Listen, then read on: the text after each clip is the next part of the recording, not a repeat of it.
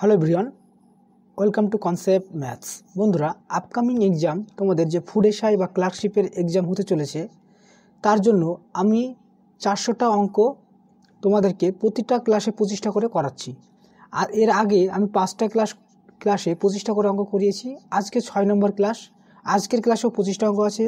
তো প্রথম অঙ্কটা কি বলেছে দেখে নেওয়া যাক। দেখো, 1 নম্বর অঙ্কটা কি বলেছে যে 1 থেকে 30 পর্যন্ত জোড় সংখ্যাগুলির গড় কত। তাহলে 1 থেকে 30 পর্যন্ত জোড় সংখ্যাগুলির গড়, এই গড়টা আগে বাদ দিই। 1 থেকে 30 পর্যন্ত জোড় সংখ্যা কোনগুলো হচ্ছে, এই 2, 4, 6, 8, 10, এভাবে 30 পর্যন্ত যে জোড় সংখ্যাগুলো আছে তাদের গড় চেয়েছে। তো 1 থেকে 30 পর্যন্ত জোড় সংখ্যার সমষ্টির ফর্মুলা আমরা কি জানি, n × n+1। এটা হলো সমষ্টির ফর্মুলা।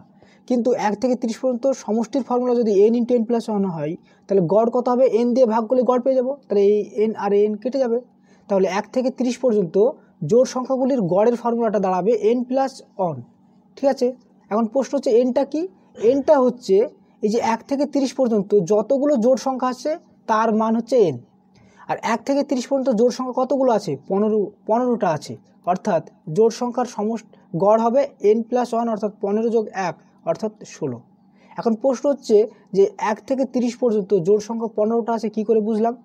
শেষ যে জোড় সংখ্যাটা থাকবে, অর্থাৎ শেষ জোড় সংখ্যাটা 30কে 2 দিয়ে ভাগ করলে আমি পেয়ে যাব এই 1 থেকে 30 পর্যন্ত মোট কতগুলো জোড় সংখ্যা আছে। তাহলে মোট 15টা জোড় সংখ্যা আছে। অতএব 1 থেকে 30 পর্যন্ত জোড় সংখ্যাগুলির গড়ের ফর্মুলা হচ্ছে n+1, অর্থাৎ 15 + 1 = 16। তো আমাদের এখানে অ্যান্সার হচ্ছে অপশান বি। ঠিক আছে, তো চলো নেক্সট অঙ্কে যাই আমরা। দেখো, 2 নম্বর অঙ্কটা কি বলেছে, 6 অঙ্কের ক্ষুদ্রতম সংখ্যার সঙ্গে কোন ক্ষুদ্রতম সংখ্যা যোগ করলে যোগফল সর্বদা 2, 4, 6, 8, 10 এবং 12 দ্বারা বিভাজ্য হবে। 6 অঙ্কের ক্ষুদ্রতম সংখ্যা। 6 অঙ্কের ক্ষুদ্রতম সংখ্যা মানে কি, 1-এর পর 5টা শূন্য, 1, 2, 3, 4, 5। এটা হচ্ছে 6 অঙ্কের ক্ষুদ্রতম সংখ্যা। এবার 2, 4, 6, 8, 10 এবং 12 দ্বারা বিভাজ্য হবে বলেছি। ঠিক আছে, বিভাজ্য, তার মানে 2, 4, 6, 8, 10 এবং 12 আমি কী করবো, লসাগু করব। তাহলে লসাগু করব, দেখবো আমরা লসাগুটা। ঠিক আছে, লসাগুটা হবে, দেখবে এখানে সম্ভবত 120। হ্যাঁ, এখানে দেখবে লসাগুটা 120 হবে। ঠিক আছে, তাহলে এই 120 তার মানে কি, এই 120 দিয়ে যদি এই 6 অঙ্কের ক্ষুদ্রতম সংখ্যাকে বিভাজ্য হয়ে যায়, তাহলে আমার অঙ্কটা হয়ে যাবে। কিন্তু এখানে কি বলেছে, 6 অঙ্কের ক্ষুদ্রতম সংখ্যার সঙ্গে কোন ক্ষুদ্রতম সংখ্যা যোগ করলে, অর্থাৎ 120 দিয়ে এই 6 অঙ্কের ক্ষুদ্রতম সংখ্যাটা বিভাজ্য হচ্ছে কিনা দেখি ভাগ করি। 120, তাহলে 120 দিয়ে 8 12 96, অর্থাৎ 960। ঠিক আছে, অর্থাৎ 0 0 4 হলো, আর এখান থেকে একটা 0 নিচ্ছি। আচ্ছা, 3 12 36, অর্থাৎ 360। এখানেও 40 আসবে। ঠিক আছে, আচ্ছা, এখানে 40 একটা 0 নামবে, আবার এখানে 3 12 36 অর্থাৎ 360 থাকলো 40। এই যে 40টা ভাগশেষ থাকলো, এই ভাগশেষ যদি তোমাকে অঙ্কটায় বলতো যে কোন ক্ষুদ্রতম সংখ্যা বিয়োগ করলে বিয়োগফলটি সর্বদা 2, 4, 6, 8, 10 এবং 12 দ্বারা বিভাজ্য হবে, তাহলে এইটাই আমার অ্যান্সার হতো, যেটা ভাগশেষ থাকে। কিন্তু এখানে যেহেতু বলেছে যোগফল, তো যোগফলের ক্ষেত্রে একটু আলাদা হবে। এই যে ভাজকটা আছে 120, এই 120 থেকে ভাগফলটা ভাগশেষটা বিয়োগ করে দেবো, অর্থাৎ 40টা বিয়োগ করে দেবো। থাকলো কত, 80। তাহলে আমার অ্যান্সার হবে 80। অতএব 6 অঙ্কের ক্ষুদ্রতম সংখ্যা সঙ্গে কোন ক্ষুদ্রতম সংখ্যা যোগ করলে 80 যোগ করলে যোগফলটা সর্বদা 2, 4, 6, 8, 10 এবং 12 দ্বারা বিভাজ্য হবে। আরও একবার বলি, যদি তোমাকে যোগ বলতো, তাহলে ভাগশেষ যেটা হয়, এটা দিয়ে ভাগ করে ভাগশেষ যেটা হয় সেটাই অ্যান্সার হয়ে যায়। কিন্তু যেহেতু এটা যোগফল বলেছে, যোগফল বললে কী করতে হবে, কি এই ভাজক থেকে ভাগশেষটাকে বিয়োগ করতে হবে, দিয়ে যেটা বেরোবে সেটাই তখন আমাদের অ্যান্সার হবে। অতএব আমাদের এখানে অ্যান্সার হচ্ছে অপশান সি। ঠিক আছে, চলো নেক্সট অঙ্কে যাই। দেখো, 3 নম্বর অঙ্কটা কি বলেছে যে দুটি বর্গক্ষেত্রের বাহুর অনুপাত 3:4 হলে তাদের ক্ষেত্রফলের অনুপাত কত হবে। বাহুর অনুপাত বলা থাকলে ক্ষেত্রফলের অনুপাত চাইলে বাহুর অনুপাতকে আমরা বর্গ করে দিলে আমাদের অ্যান্সার বেরোবে। অর্থাৎ ক্ষেত্রফলের অনুপাত হবে 3² অর্থাৎ 9:16। অতএব আমাদের অ্যান্সার হচ্ছে অপশান এ। ঠিক আছে, চলো নেক্সট অঙ্কে যাই। দেখো, 4 নম্বর অঙ্কটা কি বলেছে, 4টি মৌলিক সংখ্যা ঊর্ধ্বক্রম অনুসারে লেখা হলো। প্রথম তিনটির গুণফল 385 এবং শেষ তিনটির গুণফল 1001, তাহলে শেষ সংখ্যাটি কত? দেখো 385কে যদি আমরা ভেঙে লিখি, 385কে দেখি 5 দিয়ে ভাঙি, 5 7 35, 35 3 5 7 35, 7 11 77। তাহলে 385কে যদি আমি ভেঙে লিখি তাহলে হলো কত? 5 গুণিত 7 গুণিত 11। আবার 101কে আমরা যদি ভেঙে লিখি, 1001কে যদি আমরা ভেঙে লিখি, আমরা জানি 1001 এমনিতেই তিনটি মৌলিক সংখ্যা অর্থাৎ 7, 11 এবং 13-র গুণফল হয়, ঠিক আছে। এবার এখানে দেখো এই 385 কোন তিনটি মৌলিক সংখ্যার গুণফল হলো? 5, 7, 11। তারপরে এটা ফার্স্ট নাম্বার, এটা সেকেন্ড নাম্বার, এটা থার্ড নাম্বার। আবার দেখো এই যে এইটা 7, তার মানে এইটা 7টাই সেকেন্ড, এটা থার্ড আর এটা ফোর্থ, তাহলে এটা 4 নাম্বার মানে শেষ সংখ্যাটা। আর এটাই চেয়েছে শেষ সংখ্যাটি কত। দেখো 5, 7, 11, আবার 7, 11, 13, তাহলে পরপর চারটি সংখ্যা কত? 5, 7, 11, 13, আর 13টা হলো কি সবচাইতে শেষের সেই মৌলিক সংখ্যাটি। আর এটাই চেয়েছে শেষ মৌলিক সংখ্যা কোনটা। তো আমাদের অ্যান্সার হচ্ছে অপশান বি, ঠিক আছে। চলো নেক্সট অঙ্কে যাই। দেখো 5 নম্বর অঙ্কটা কি বলেছে যে দুজন ব্যক্তির মাসিক বেতনের অনুপাত 2:3, তাদের মাসিক খরচের অনুপাত 5:8। যদি প্রত্যেকে মাসে 400 টাকা করে সঞ্চয় করতে পারে তবে তাদের মাসিক বেতন যথাক্রমে কত টাকা হবে, ঠিক আছে। তো তাদের মাসিক বেতনের অনুপাত বলা আছে, তো আমি ধরলাম প্রথম জনের মাসিক বেতন 2x টাকা আর দ্বিতীয় জনের মাসিক বেতন 3x টাকা। এখন প্রথম জনেরও সঞ্চয় 400 টাকা, দ্বিতীয় জনেরও সঞ্চয় 400 টাকা, তাহলে প্রথম জনের মাসিক বেতন থেকে যদি আমি সঞ্চয়টা বিয়োগ করে দিই তাহলে কি হবে? এইটা হবে প্রথম জনের মাসিক ব্যয়। আবার দ্বিতীয় জনের সঞ্চয় 3x থেকে যদি আমি সঞ্চয়টা বিয়োগ করে দিই, যেটা থাকবে এটা হবে দ্বিতীয় জনের ব্যয়। এখন এই প্রথম জনের ব্যয় আর দ্বিতীয় জনের ব্যয়ের অনুপাত আমি যদি করে দিই, আর সেটাই বলা আছে দেখো তাদের মাসিক ব্যয় বা খরচের অনুপাতটা 5:8 বলা আছে, তাহলে 5/8, ঠিক আছে। এবার এটাকে আমি এখন ক্যালকুলেশন করব।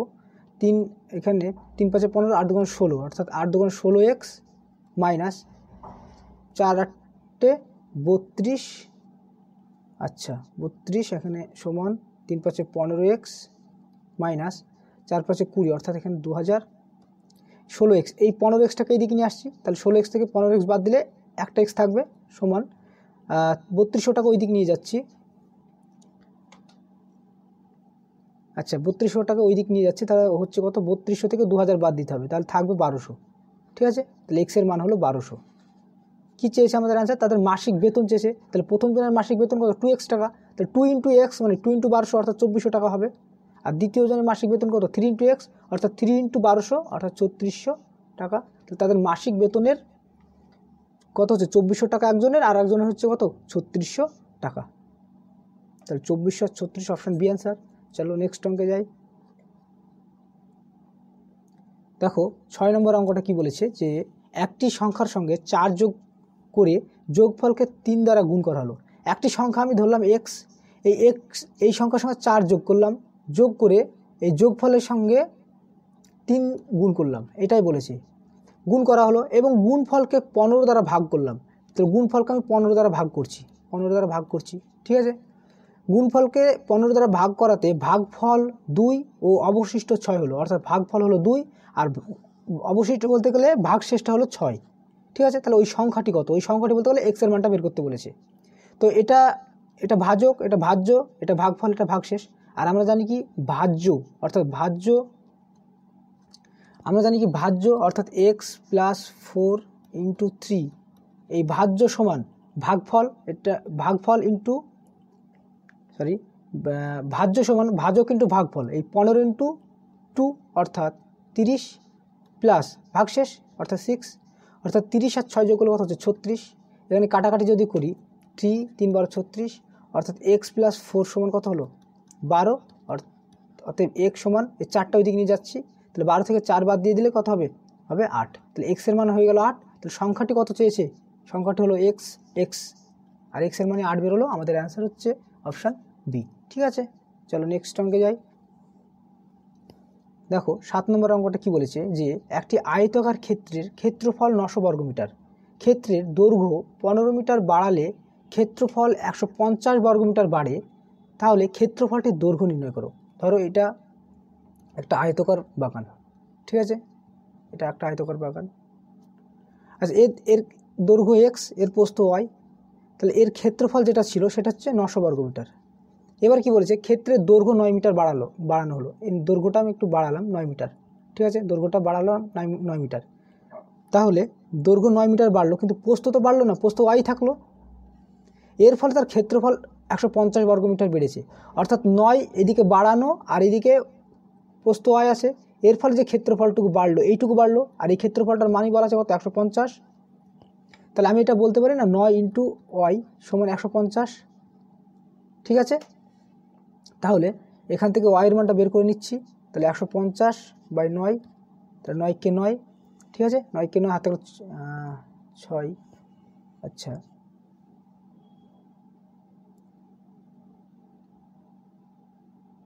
সরি, এইখানে ক্ষেত্রের দৈর্ঘ্যটা 15 মিটার বাড়িয়েছে, আমি একটু ভুল করছিলাম, এখানে 15 মিটার হবে, ঠিক আছে। তাহলে 15 ইন্টু ওয়াই, 15 ইন্টু ওয়াই সমান 150, অর্থাৎ 150/15, তাহলে 15কে 15 আর এখানে হবে 10, তাহলে ওয়াইয়ের মান বেরিয়ে গেল 10।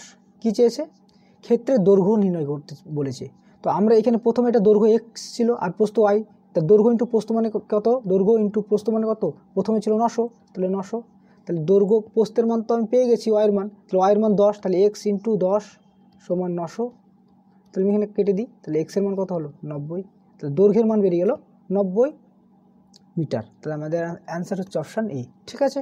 চলো নেক্সট অঙ্কে দেখো, 8 অঙ্কটা বলেছে যে 378কে কোন লঘিষ্ঠ সংখ্যা দ্বারা গুণ করলে গুণফল 336 দ্বারা বিভাজ্য হবে। অর্থাৎ 378কে আমি ভাগ করছি 336 দ্বারা, 378কে 336 দ্বারা ভাগ করছি, ঠিক আছে। তাহলে 3 দিয়ে কাটছি, 3 একে 3, 3 একে 3, 3 দুগুণে 6, 3 দিয়ে কাটছি, 3 একে 3, 3 দুগুণে 6, 3 6 18, ঠিক আছে।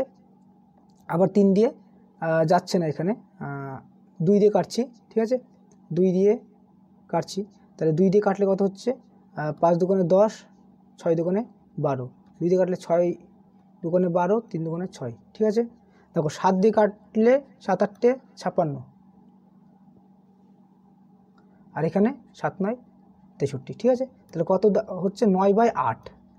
দেখো এই উপরের যে সংখ্যাটা অর্থাৎ 378টা বিভাজ্য হলো না 336 দ্বারা, কেন, এই নিচে দেখো হরে 8 থেকে গেছে, তার মানে নিশ্চয়ই আমার এই 378-এর সঙ্গে যদি আমি 8 একটা গুণ থাকতো, অর্থাৎ 9-এর সঙ্গে যদি 8 একটা গুণ থাকতো, তাহলে অতএব এই 8 কেটে যেত, তার মানে আমি তখন বলতে পারতাম যে 336 দ্বারা এই 378 সংখ্যাটি সম্পূর্ণরূপে বিভাজ্য হচ্ছে, যখন এখানে 8 আর একটা থাকতো, তাই না। তাহলে আমি বলতে পারি যে 378কে কোন লঘিষ্ঠ সংখ্যা, এই 8, অন্ততপক্ষে 8 সংখ্যাটা থাকলেই এই 336 দ্বারা বিভাজ্য হতো।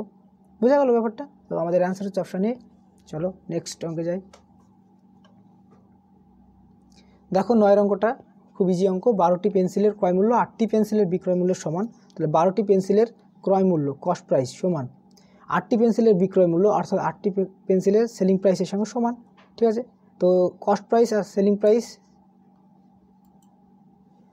দেখো কস্ট প্রাইস আর সেলিং প্রাইস আমি রেশিও আকারে করে নিচ্ছি। Cost price by selling price সমান 8/12, তাহলে 4 দুগুণে 8, 3 4 12, তাহলে 2/3। তাহলে আমি বলতে পারি ক্রয় মূল্য যদি 2 টাকা হয়, তাহলে বিক্রয় মূল্য 3 টাকা হয়েছে, তার মানে লাভ হয়েছে 1 টাকা।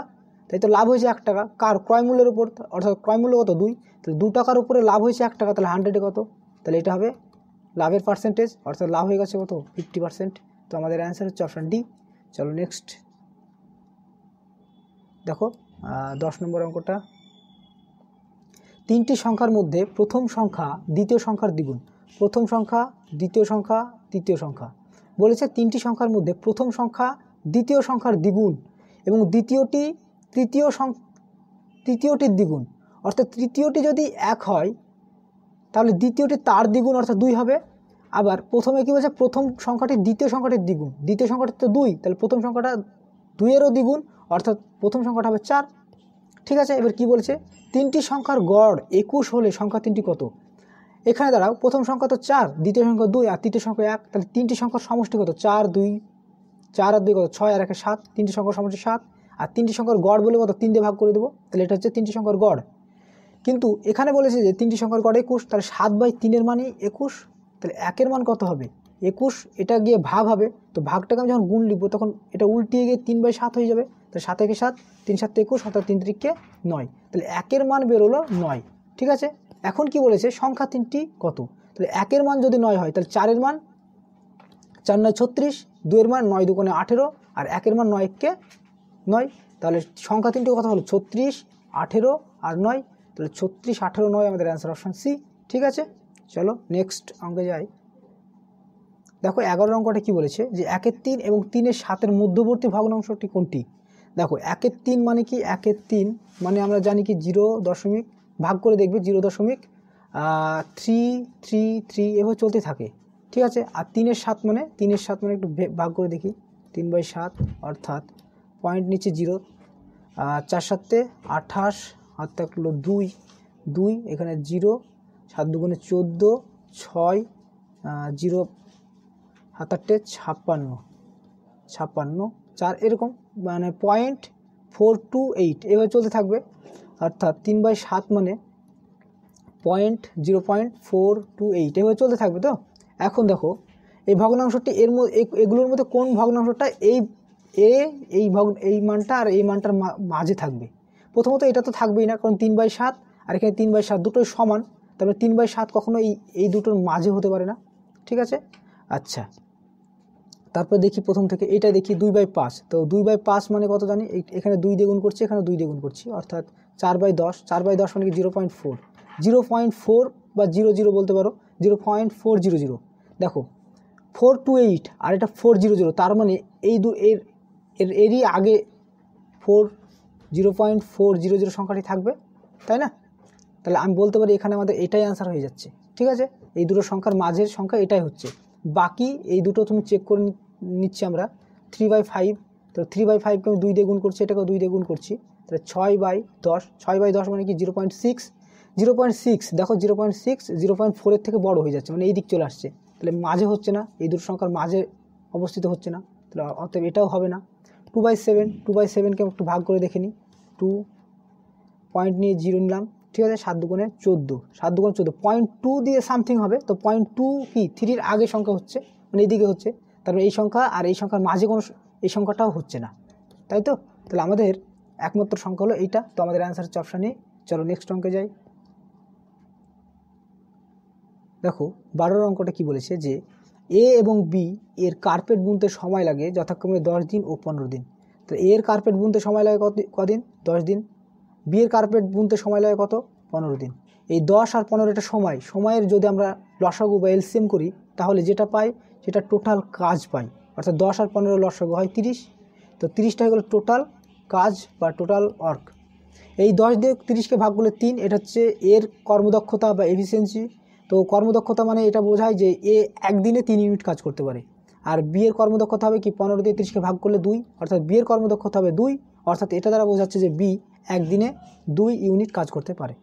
এখন কি বলেছে দেখো, দুজনে একসঙ্গে কাজ শুরু করলো। তো দুজন যদি একসঙ্গে কাজ করে, এ আর বি যদি দুজন একসঙ্গে কাজ করে, তাহলে 3 ইউনিট আর 2 ইউনিট, টোটাল 5 ইউনিট একদিনে কাজ করবে দুজন মিলে।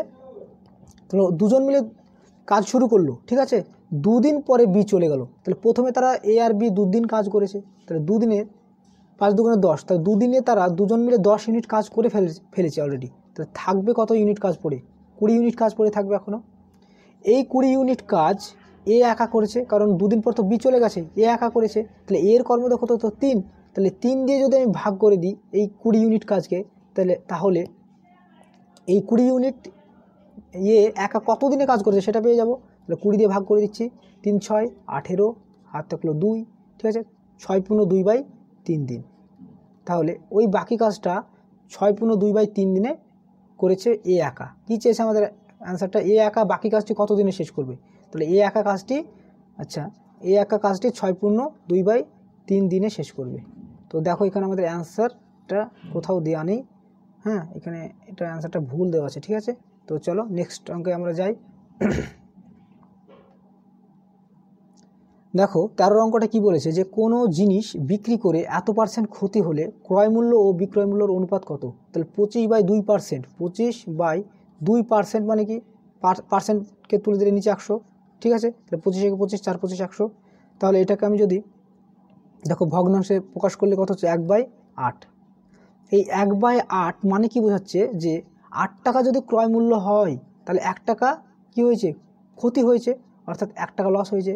তা নিশ্চয়ই সেলিং প্রাইসটা কত হয়েছে, ক্রয় মূল্য থেকে কম হবে, কারণ যেহেতু লস হচ্ছে তাহলে সেলিং প্রাইস হবে 7।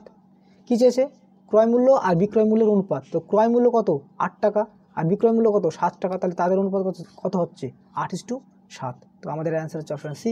চলো নেক্সট অঙ্কে যাই। দেখো 14 অঙ্কটা কি বলেছে যে এ এবং বি একটি কাজ 12 দিনে করে। তো এ আর বি একটা কাজ 12 দিনে করে, আবার সেই কাজ বি ও সি করে 15 দিনে। তাহলে সেই কাজটাই বি আর সি করছে 15 দিনে, ভালো কথা। এবং সি এবং এ মিলে সেই কাজটি করছে 20 দিনে, ঠিক আছে। তাহলে 12, 15 আর 20 আমি লসাগু যদি করি যেটা পাবো সেটা টোটাল কাজ। 12, 15, 20 এটা কি সময়, এই সময়ের লসাগু করলে যেটা পাবো সেটা টোটাল কাজ। তাহলে 12, 15 আর 20 এটা লসাগু করলে কত হবে, দেখবে 60 হবে লসাগু, টোটাল কাজ, ঠিক আছে। এটা টোটাল ওয়ার্ক বা টোটাল কাজ। আর এই 12 দিয়ে সময় দিয়ে যখন টোটাল কাজকে ভাগ করব সেটা পাবো এ আর বি এর কর্মদক্ষতা, অর্থাৎ 5 12 60। তাহলে এ আর বি এর কর্মদক্ষতা 5, বি আর সি এর কর্মদক্ষতা হবে 4, আর সি আর এর কর্মদক্ষতা হবে 3। তাহলে সবগুলোকে যদি যোগ করে দিই তাহলে এ 2a 2b আর 2c হবে। তো 2 কমন নিলে কী হবে, a 2 × a plus b plus c, এই সমান হবে 5, 9 আর 3 12, অর্থাৎ এই 2 এখানে 2 কাটবো। তাহলে এ বি আর সি এর 3 জনের একসঙ্গের কর্মদক্ষতা হবে 6। অর্থাৎ এটা দ্বারা বোঝাচ্ছে যে 3 জন যদি একদিন কাজ করে তাহলে তারা 6 ইউনিট কাজ করবে, ঠিক আছে। কি বলেছে দেখি, সি একা কত কাজ করবে। তো এ বি সি 3 জনে একদিনে কাজ করে 6 ইউনিট কাজ করবে, তাহলে সি একদিনে কত ইউনিট কাজ করবে সেটা বের করে নিই। এ আর বি তো 5 ইউনিট কাজ করবে, তাহলে এ আর বি 5 ইউনিট কাজ করবে, এটা বিয়োগ করে দিচ্ছি।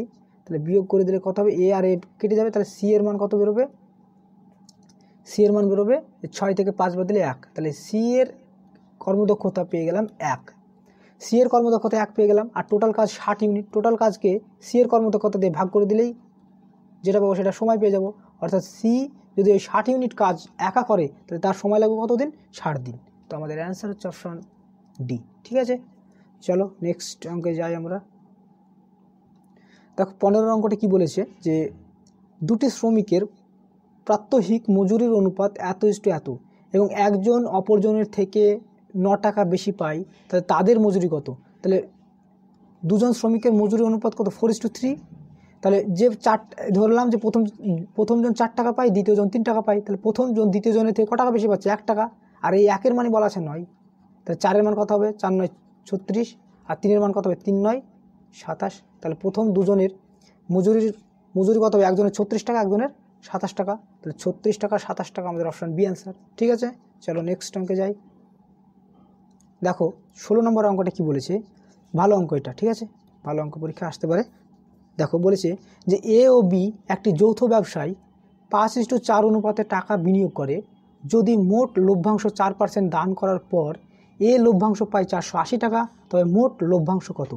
দেখো তাদের যৌথ ব্যবসার মূলধন যেটা সেটা 5:4, আর দুজনে যেহেতু সমান সময় ধরে টাকাটা খাটাচ্ছে তাহলে আমরা বলতে পারি যে তাদের মূলধনের অনুপাতটাই হয়ে যাবে তাদের লভ্যাংশের অনুপাত। অতএব এ আর বি এর লভ্যাংশের অনুপাত 5:4। অর্থাৎ আমি বলতে পারি না যে প্রথম এর লভ্যাংশ 5x টাকা আর বি এর লভ্যাংশ কত 4x টাকা। এখন যেহেতু এই 4% তারা দান করে দিয়েছে, তাহলে 5%-এর ওপরে যখন 4% দান করবে অর্থাৎ থাকবে কত, তার মানে এ কত টাকা পাবে, 5%-এর উপরে যখন 4% দান করে দিচ্ছে তখন এ থাকবে কত, 96% টাকা পাচ্ছে। তাহলে 96% মানে কি, 96/100, আর এইটার মানই বলা আছে দেখো 480। তাহলে এইটাকে আমি এখন সমাধান করি। তাহলে দেখো এটা যদি আমি সমাধান করি, 5 একে 5, 5 20 100, 8 12 96, 4 12 48 অর্থাৎ 40, 8 একে 8, 5 8 40, ঠিক আছে। তাহলে এক্সের মান কত হবে, 20 × 5, তাহলে 5 20 100। তাহলে এক্সের মান 100 বেরিয়ে গেল। কী চেয়েছে, তবে মোট লভ্যাংশ কত। তাহলে প্রথমের লভ্যাংশ কত ছিল 5x, অর্থাৎ 5 × 100 অর্থাৎ 500 টাকা। আর বি এর মোট প্রথমের দিকে লভ্যাংশ কত ছিল 4x, অর্থাৎ 4 × 100 অর্থাৎ 400 টাকা। তাহলে প্রথমের লভ্যাংশ ছিল এর 500 টাকা আর বি এর লভ্যাংশ ছিল 400 টাকা। তাই তাদের প্রথমের সময় তাদের লভ্যাংশ ছিল কত টাকা, 900 টাকা। তো আমাদের অ্যান্সার হচ্ছে অপশান সি। চলো নেক্সট অঙ্কে যাই। দেখো এ দ্বারা গঠিত বৃহত্তম ও ক্ষুদ্রতম সংখ্যা দুটির পার্থক্য কত?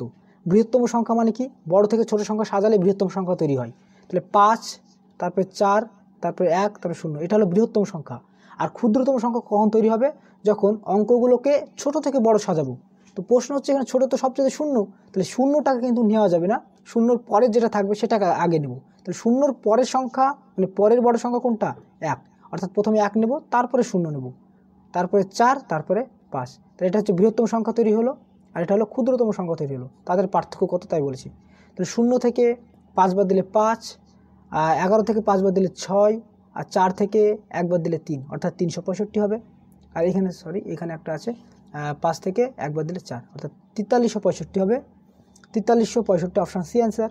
চলো নেক্সট অঙ্কে দেখো 18 অঙ্কটা। ক্রমিক 20% ও 25% ছাড়ের পরিমাণ একক ছাড়ের পরিমাণের সাথে সমান হবে কোনটার সঙ্গে? তো সমতুল্য ছাড়ের ফর্মুলা, এটা ফর্মুলা দিয়ে করতে পারি, x plus y minus x into y by 100, তাই তো?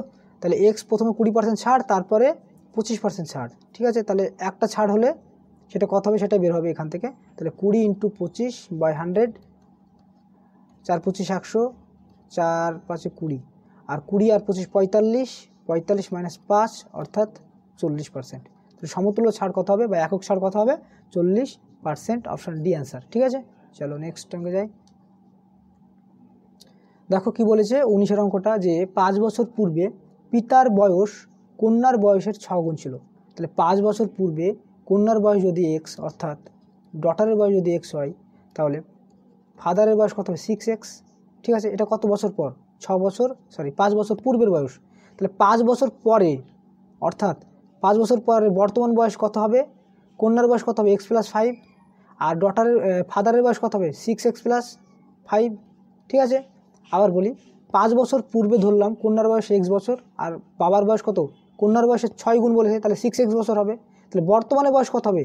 বর্তমানে কন্যার বয়স এখন 5 বছর বেড়ে গেছে, অর্থাৎ x + 5, আর বাবার বয়সও 5 বছর বেড়ে গেছে, অর্থাৎ 6x + 5।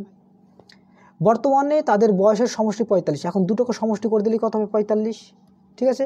তো x আর x, 6x যোগ করলে 7x, আর 5 আর 5 যোগ করলে 10, এই 10টাকে ওই দিক নিয়ে চলে যাচ্ছি, অর্থাৎ 45 থেকে 10 বাদ দিলে হবে 35, ঠিক আছে? অর্থাৎ এক্সের মান কত হবে? 35 ভাগ 7, তো 7 থেকে 7, 5 7 35, তাহলে এক্সের মান বেরোলো 5, এক্সের মান বেরোলো 5। কী বলেছে? কন্যার বর্তমান বয়স কত? কন্যার বর্তমান বয়স কত ছিল? x + 5, অর্থাৎ এক্স মানে কত? 5, 5 আর 5 যোগ করলে 10, তাহলে কন্যার বর্তমান বয়স হচ্ছে 10 বছর। আমাদের অ্যান্সার হচ্ছে অপশান বি। চলো নেক্সট অঙ্কে যাই। দেখো 20 নম্বর অঙ্কটা কি বলেছে, যে 6টি ক্রমিক সংখ্যার যোগফল, 6টি ক্রমিক সংখ্যার যোগফল 69, তাহলে বৃহত্তম সংখ্যাটি কত? ক্রমিক সংখ্যা বলতে গেলে এক্স, যদি প্রথম সংখ্যাটা এক্স হয়, তাহলে পরের সংখ্যাটা নিশ্চয়ই তার থেকে 1 বড় হবে, অর্থাৎ x + 1। এর পরের সংখ্যাটা তার থেকে 1 বড় হবে, অর্থাৎ x + 2। এর পরের সংখ্যাটা তার থেকে 1 বড় হবে, অর্থাৎ x + 3। এইভাবে টোটাল 6খানা সংখ্যার যোগ করতে হবে, অর্থাৎ x + 5 হবে। কেন x + 5 হবে? দেখো প্রথম সংখ্যাটা x ধরেছি, দ্বিতীয় সংখ্যাটা x + 1, তাহলে 6 নম্বর সংখ্যাটা x + 5 হবে। বোঝা যাচ্ছে ব্যাপারটা? তাহলে আমি এখানে যোগ করে দিচ্ছি। এই 6টা সংখ্যার যোগফল বলেছে যে 69। তাহলে এই 6খানা x আছে মানে 6x, আর এখানে 1 থেকে টোটাল 5খানা সংখ্যার যোগ আছে, তাহলে 1 থেকে 5টা সংখ্যার সমষ্টি কত? ফর্মুলা জানি কি আমরা? nটি সংখ্যার সমষ্টির ফর্মুলা আমরা জানি কি? n × n + 1/2। আর এখানে যেহেতু 5টি সংখ্যা আছে, এখানে 1 2 3 4 5 পর্যন্ত সংখ্যা আছে। প্রশ্ন হতে পারে 5 পর্যন্ত কেন? 6টি বলেছে তো। হ্যাঁ 6টি বলেছে, কিন্তু প্রথমটা তো আমরা x ধরেছি, তারপরেরটা x + 1, অর্থাৎ দ্বিতীয় সংখ্যাটা x + 1, তৃতীয় সংখ্যাটা x + 2। ঠিক একই রকমভাবে 6 নম্বর সংখ্যাটা হবে x + 5, অর্থাৎ এইখানে যে যোগ সংখ্যাগুলো যোগ হবে 1 2 3 5 পর্যন্ত, অর্থাৎ 5 পর্যন্ত সংখ্যার সমষ্টি হবে 5 × 5 আর 1 6/2, তো 2 আর 3 কেটে দিলাম, তো 3 5 15, অর্থাৎ এই যে 5টা সংখ্যার সমষ্টি হবে 15। তাহলে 6x + 15 = 69, অর্থাৎ 6x = 69 - 15, ঠিক আছে? তাহলে 9 থেকে 5 বাদ দিলে হবে 4, আর 6 থেকে 1 বাদ দিলে হবে 5, ঠিক আছে? তাহলে 6x = 54, তাহলে x সমান কত হবে? 54/6, তাহলে এটা হবে 6 9 54, অর্থাৎ x এর মান হয়ে গেল 9। x এর মান 9 বেরোলো, কিন্তু আমাদের চেয়েছে বৃহত্তম সংখ্যাটি। সবচেয়ে ছোট সংখ্যাটা ছিল এক্স, তাহলে যদি বলতো ক্ষুদ্রতম সংখ্যাটি বলো তাহলে আমাদের অ্যান্সার 9 হয়ে যেত, কিন্তু যেহেতু বলেছে বৃহত্তম সংখ্যাটি, তো সবচেয়ে বড় সংখ্যা কোনটা ছিল এক্স প্লাস 5, অর্থাৎ 9 প্লাস 5 অর্থাৎ 14। সবচেয়ে বৃহত্তম সংখ্যাটা হবে 14, তো আমাদের অ্যান্সার হচ্ছে অপশান বি। চলো নেক্সট 21 নম্বর অঙ্কে যাই। দেখো 21 নম্বর অঙ্কটা কি বলেছে যে দুটি সংখ্যার অনুপাত 13:37, সরি 13:37, তাহলে দুটি সংখ্যার অনুপাত বলেছে 13:37, অনুপাত বলা আছে 13:37।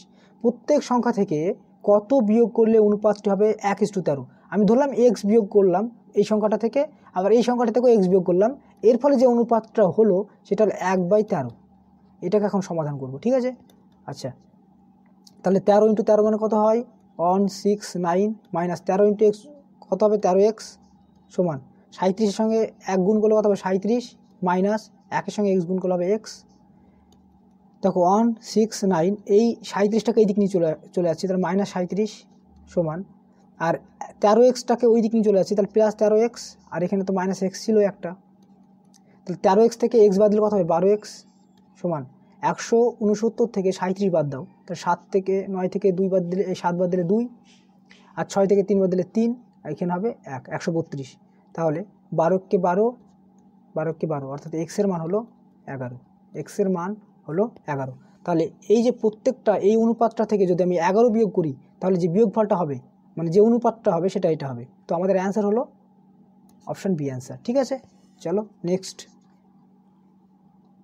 দেখো 22-এর অঙ্কটা কি বলেছে যে যদি কোনো আসল জটিল সুদে 3 বছরের সুদে আসলে 27 গুণ হয়, তাহলে প্রিন্সিপাল আর অ্যামাউন্ট, প্রিন্সিপাল যদি 1 টাকা হয় তাহলে সুদে আসলে 27 গুণ হয়ে গেছে, মানে কত 27 টাকা হয়ে গেছে।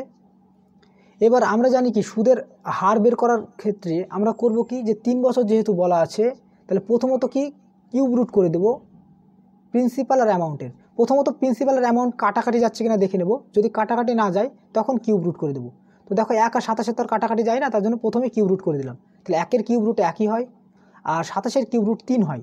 এইটা হলো এখন বর্তমানে 1 বছরে যদি প্রিন্সিপালে 1 টাকা হয় তাহলে সুদ আসল হবে 3 টাকা, এটা 1 বছরে হবে তখন, ঠিক আছে।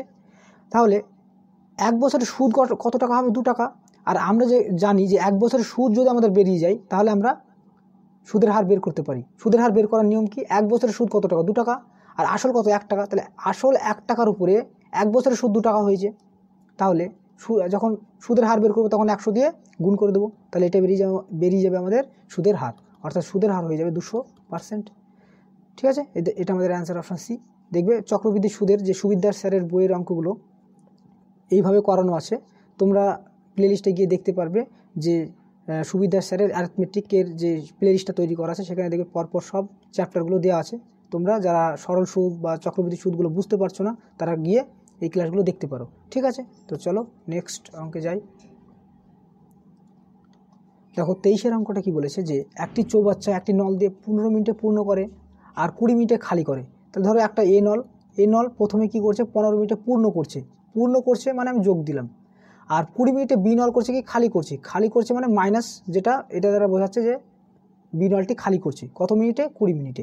তাহলে 15 আর 20 যদি আমি লসাগু করি যেটা বেরোবে সেটা হচ্ছে টোটাল ধারণ ক্ষমতা বা টোটাল ক্যাপাসিটি ট্যাঙ্কির, ঠিক আছে। তাহলে 15 আর 20 লসাগু কত হবে, এখানে 60 হবে লসাগু, ঠিক আছে। তাহলে টোটাল এটা হচ্ছে ধারণ ক্ষমতা বা টোটাল ক্যাপাসিটি হলো ট্যাঙ্কের। তাহলে 15 দিয়ে 60কে ভাগ করলে হবে 4, তাহলে 4 হলো এ নলের কর্মদক্ষতা, অর্থাৎ এ নল 1 মিনিটে 4 ইউনিট জল বের করে দেয়, 4 ইউনিট জল পূর্ণ করে, ঠিক আছে।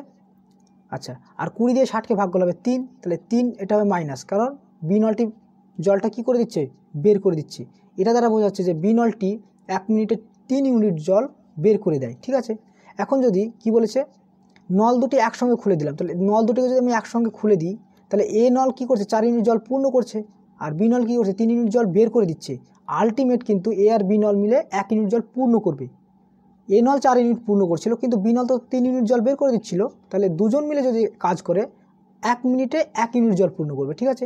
কিন্তু টোটাল ধারণ ক্ষমতা তো 60, তাহলে টোটাল ধারণ ক্ষমতাকে 60কে যদি এ আর বি নলের ধারণ ক্ষমতা কর্মদক্ষতা 1 দিয়ে ভাগ করে দিই সেটা হবে 60 মিনিট, অর্থাৎ এ আর বি নল যদি একসঙ্গে খোলা থাকে তাহলে 60 মিনিটের ট্যাঙ্কটি পূর্ণ হবে। আর 60 মিনিট মানে কত?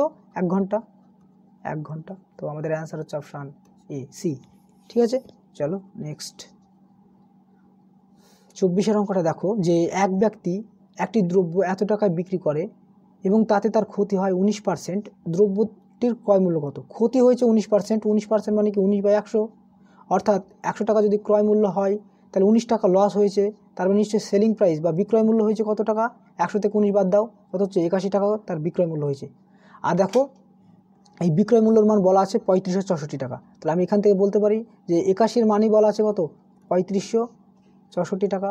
তাহলে 1-এর মান বলতে পারি 3564/81। ঠিক আছে, তাহলে কী চেয়েছে? তাতে তার ক্রয় মূল্য চেয়েছে। ক্রয় মূল্য তো 100 ছিল, তাহলে 100-এর মান কত? তাহলে 100-এর মান কত?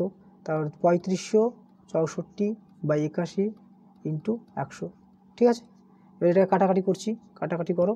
আচ্ছা, কাটাকাটি 9 9 81, 3 9 27, 27 এখানে থাকলো 8।